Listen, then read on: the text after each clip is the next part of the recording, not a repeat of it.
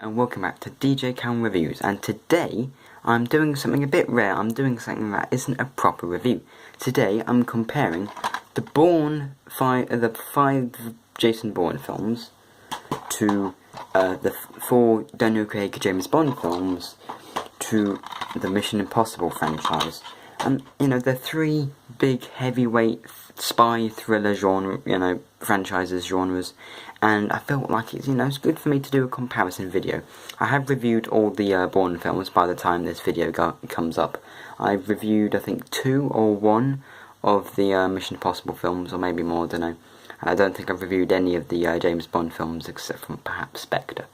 So I will be doing some statistics, which are my opinion. They're Rotten Tomatoes scores and also box office figures.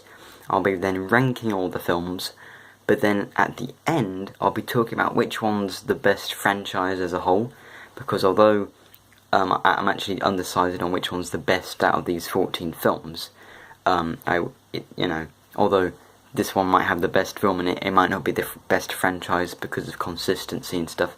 So I'll start off with the Rotten Tomatoes scores. So it's a percentage out of 100. The Bourne average percentage is 73.6%, which is actually the lowest out of the 3.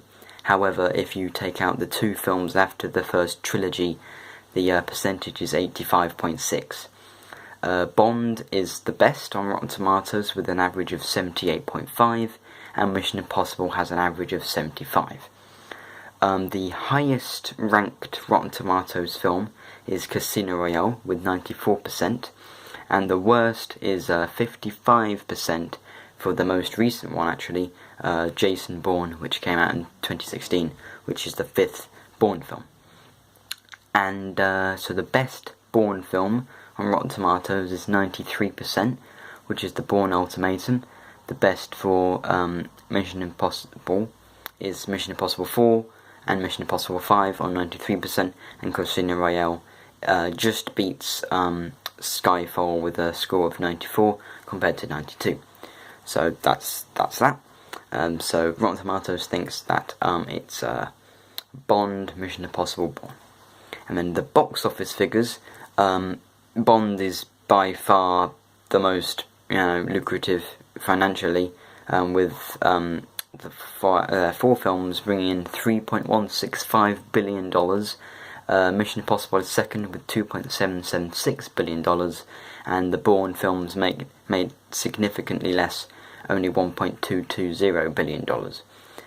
So the highest grossing film out of these 14 is Skyfall, which made about $1.1 billion, and the lowest is the Bourne Identity, which is about $250 million or $215 million, I think it was, or $14 million. So the Bourne amount of money per film is $244 million. Bond per film is $791 million, so the highest. And Mission Impossible has an average box office of $555.2 million. So here, Bond, along with Rotten Tomatoes and box office figures, is looking like the best franchise.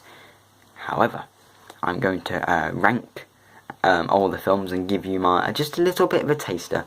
To start off, though, if you don't know, I'm sure you do, Bourne is a one man who's an assassin who's suffering from amnesia and is on the run.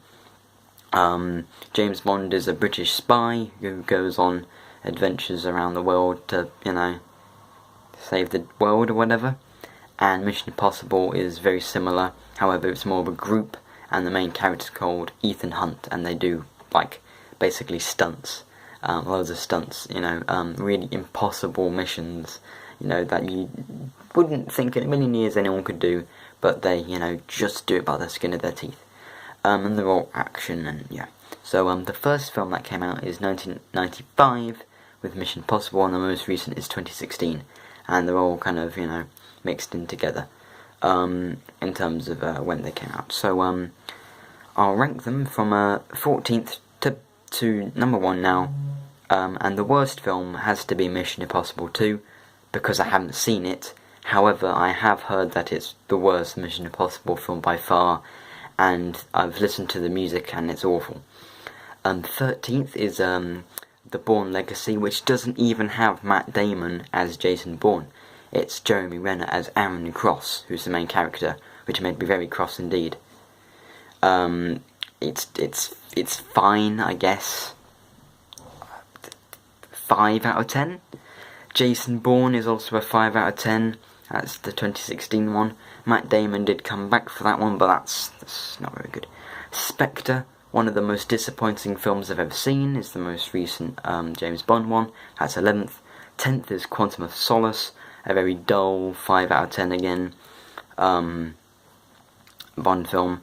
Mission Impossible 1 is 9th. Now you might think the first Mission Impossible would be higher than that, but you know, other than the train scene at the end and the great bit in the middle where Ethan Hunt hangs down and he just about, you know, stays off the ground, that's a good scene. But other than that, it's, you know, relatively forgettable and it's a bit convoluted.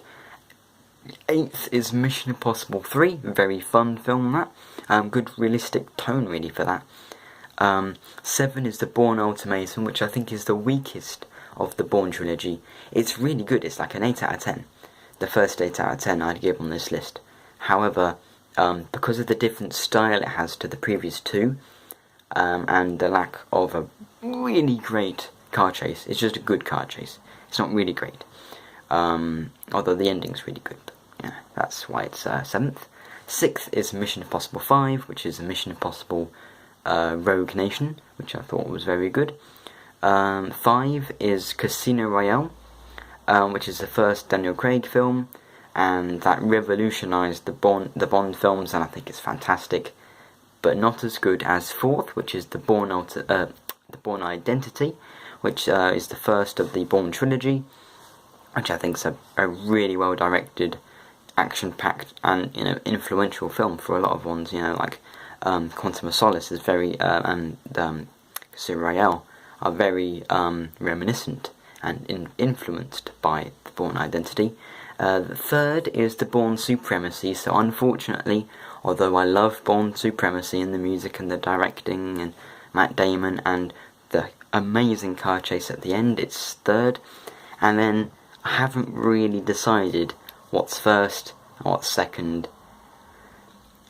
It's either Mission Impossible 4, Ghost Protocol, or Skyfall. Skyfall is the first film I saw in the cinema twice, so I hold it dearly. However, I think that Ghost Protocol, Mission Impossible 4 is probably better. So that is number 1, and second is Skyfall, although I do love Skyfall. So now, here's my general thoughts on the 4 franchises and which one is actually the best.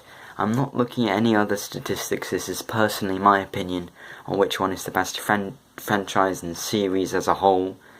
Although, you know, of course, it might not go to the one with the best film, in my opinion, which is Mission Impossible. But it might just be because of consistency. I've written down a general thing here. I think Mission Impossible is probably the lowest, because I think that the first 3, I haven't seen 2, 1 is a little bit disappointing, and 3 is very, you know, it's good, it's fun, but it doesn't fit with the tone of the other ones, because it's a little bit more gritty than the others. Mission Impossible 4 is the best out of these 14 films, but I think Mission Impossible is not taken seriously by anyone, but I think the other franchises do try and be a little bit more serious, which perhaps gives them the edge. They're very fun, but I feel like I don't know, they just... Because Ethan Hunt is such, not a forgettable character, but, you know, it's Tom Cruise. It's not Ethan Hunt, it's Tom Cruise. And everyone just sees it, oh, it's Tom Cruise, it's not Ethan Hunt, which is a bit of a shame. However, they do have a good team kind of dynamic to those films. However, I think the other ones are led perfectly by Daniel Craig and Matt Damon, so that's why Mission Impossible is, out of these 3, my least favourite franchise, although I do love it, and Mission Impossible 4 is the best out of any of them. And I think second is Bond. Now this is simply because I'm not really properly counting the 2 last the fourth and fifth films of the Bourne franchise, because not only, I mean, they just have different tones. They come out a long time after the others, really. They don't fit into the proper trilogy, and Bond isn't as consistent. It's got two great films, Casino Royale and Skyfall, but the other two, Spectre, I think's really, really bad. So perhaps that's the worst in this list, I don't know. And I think Quantum of Solace is very boring and utterly pointless, really. So that's why I'd have to go Bourne as the most consistent with that trilogy. Fantastic music, fantastic actor, and Bourne is my favourite franchise if you just look at that trilogy. If you were to look at all of these films, though, it would probably have to be Bond, because although, I mean, it just has one less good film, I suppose, but it's very difficult to say. However, if you're just looking at that trilogy and the consistent quality of that trilogy, I think you'd have to go Bourne. The Jason Bourne films are the best franchise, and this is by far my longest video. I've talked for way too long, so I'll see you next time on DJCamel Reviews. Goodbye.